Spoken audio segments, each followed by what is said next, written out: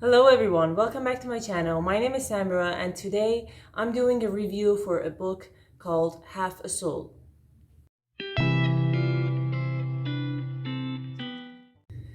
So Half a Soul was the first book I picked up this month in April, and it was a very good choice. A very good book to start my month. I already give a short synopsis of it in my TBR for April, but I'm gonna quickly touch upon that and then we can move on to the review.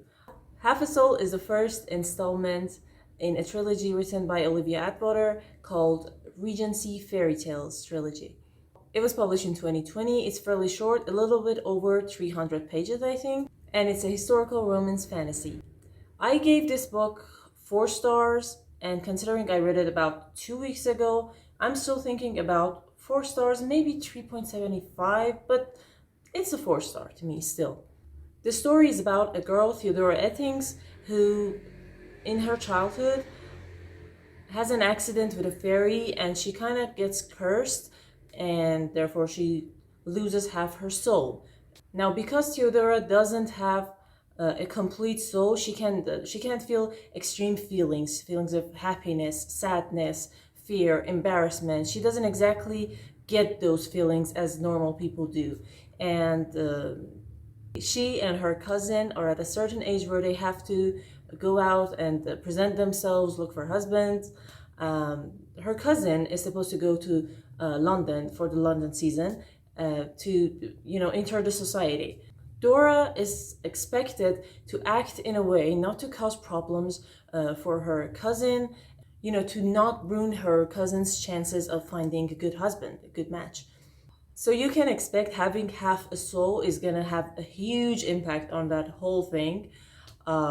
She's a walking accident. At every corner accidents are gonna happen. I really liked Dora and her bluntness because she has a situation and she's not normal technically, but she's a very likable main character. She's not one of those repetitive female main characters that you get bored with. She's spontaneous and she's blonde.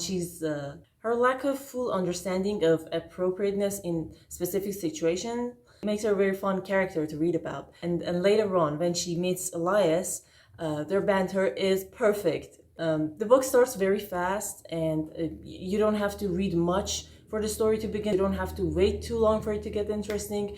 It happens quite fast. You get involved with the characters and you can get attached to them very fast. And then the male character is introduced. So any character whose first line is "Don't drip on the books, dear," is gonna be a favorite of mine. There's no argument there. He just had me with that first sentence. Elias is our main male character and he's fairly interesting, to be honest.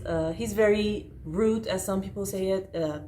The book describes him as utterly uncouth, but that doesn't describe it. He's very rude, guys. He's just, in the setting, the Regency setting, you get surprised that someone walks and talks as Elias does. He's unexpected.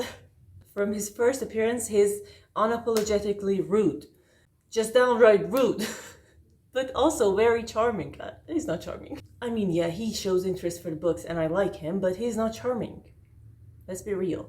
Elias is the kind of character who has this thing about him. I don't want to spoil too much. He has this idea of the word not being. He has this idea of people not being sincere enough.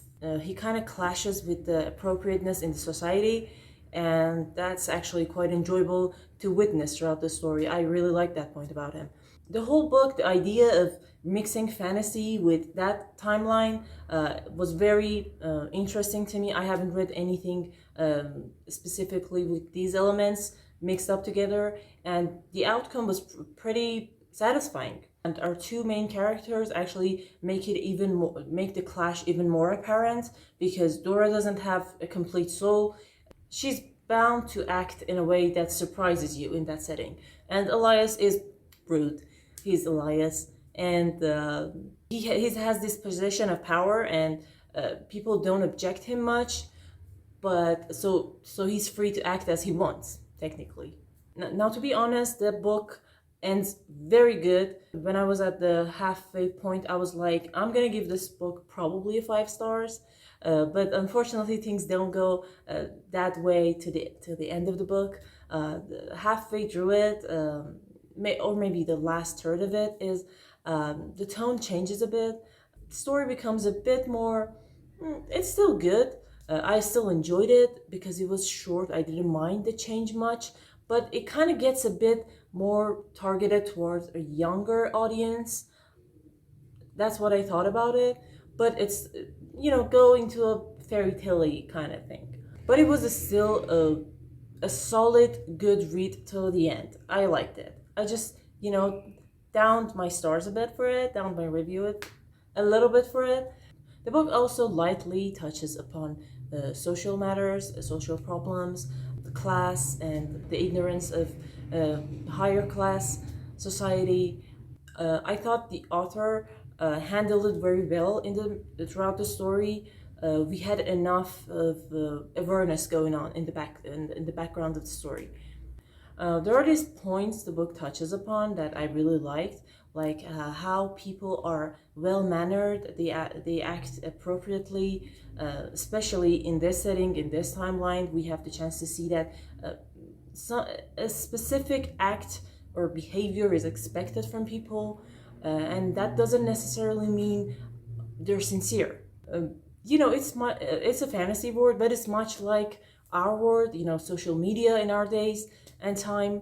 There are things society expects from you. You have to look a certain way, talk in a certain manner, act in a expected form, and that kind of leads to some people becoming fake, and they kind of lose touch with their own personality. So this was one thing the book touched upon very lightly, but I thought it was very enjoyable. It kind of is a terrible picture to, everyone acting a certain way but meaning something else.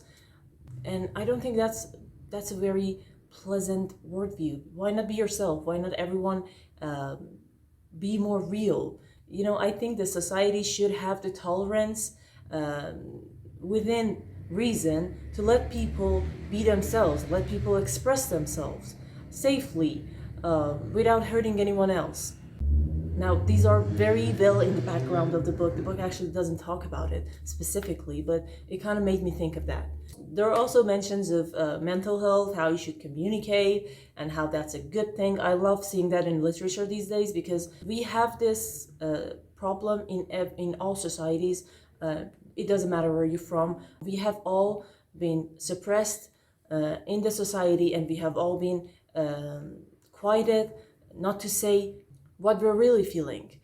That can actually solve many problems. So communication is key. I'm seeing that more in literature, in the books these days, coming out these days, and I really love that. I think at least in my generation, we weren't taught to express ourselves in a clear way, to communicate effectively and safely. We weren't taught that, and I think it's very good that these days books, media, everything are addressing that problem and teaching younger people how to have healthier communications. That's really good. Another thing I enjoyed in this book was the social commentaries. There's a big problem in the society that's too big to be solved in a single book. And this book, unlike many others, didn't try to fix that problem, at the end of the book. The problem is too big. It's there. It's a society problem. We can't solve it in a matter of this story alone. And the frustrations of people living in the problematic society was shown in this book. The fact that sometimes we think we're the only one who know how bad things are going, and no one cares. Where in reality, people do care. Everyone copes with different methods. We have different coping mechanisms. Everyone technically grieves in a different way. This book also talked about that. I got that from it, and I thought it's a very good topic to talk about because we've all been there. I've been there. But the point is, we're not alone. Decent people, they all care. So one of the characters gets very frustrated with the problem at hand, and he lashes out at everyone, and we learned how that's not effective, how you can learn to cope with these kind of problems. I really thought the way Dora acted in the book in giving a helping hand to that other character was really nice. It was really touching, and I loved the book showing that realistically there's still goodness, much goodness in the world, and we have to see that. We sometimes forget, we get lost in the flow of life, and we kind of forget that good people are around no matter where you are. There are other things this book talks about. I kind of think I got lost in the social commentary a bit, but still the book is very enjoyable. These are issues in the background of the book, the issues talked about in the background. That's not the main story. The main story is very lighthearted, it's very fun. The banter is amazing between these two characters. I really loved that. The ending was also satisfying, even though it kind of changed tone a bit towards the end, but I still liked it. I still enjoyed it very much, and I still recommend it if you're looking for a fun, easy, quick read. That I think I read it in 2 sittings, 2 days, 2 half a days maybe. So you can finish it in a day even. It's very short. It's very fast-paced. So yeah, this was what I thought about Half a Soul, written by Olivia Atwater.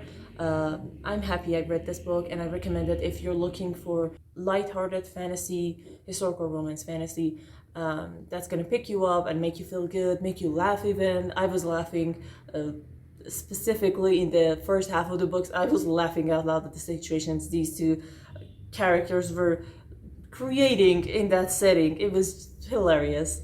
Oh, and before I forget, I was told that this reminds you of Howl's Moving Castle. That's not specifically true, because the elements are very different in Howl's Moving Castle and Half a Soul, but the lightheartedness, the fun, the laughs I had were similar. It has similar vibes, but it's not something that I could say it's very close to Howl's Moving Castle. So if you like that, go read this. But if you're looking for a fun read, definitely go check it out. It's a very nice read. The other 2 books in the trilogy, I don't know if they're continuation of this story. I don't think so. I think they're different stories. I think they're all independent stories. I might check them out in the future, not immediately, because I have so many books I want to read this month and the next month. I already have planned it for the next month. So I may not do it very fast, but I will check them out to see if the other 2 are gonna pique my interest. I might check them out. I like the way Olivia Atwater writes. I like her writing. I like her storytelling. I like her characters. Yeah, and I will be checking them out eventually. So here you go. Here's what I thought of Half a Soul by Olivia Atwater. In conclusion, 4 stars, perfect book, read it. I think you should pick it up if you think the synopsis is up your alley. If you're already watching to this point of the video, I think you should pick it up because it's really interesting. It doesn't take you much time to read and you won't regret it. So that's it for today's video. Thank you for watching, guys. I hope you enjoyed. Please like and subscribe to my channel, and I'll see you in the next one. Bye.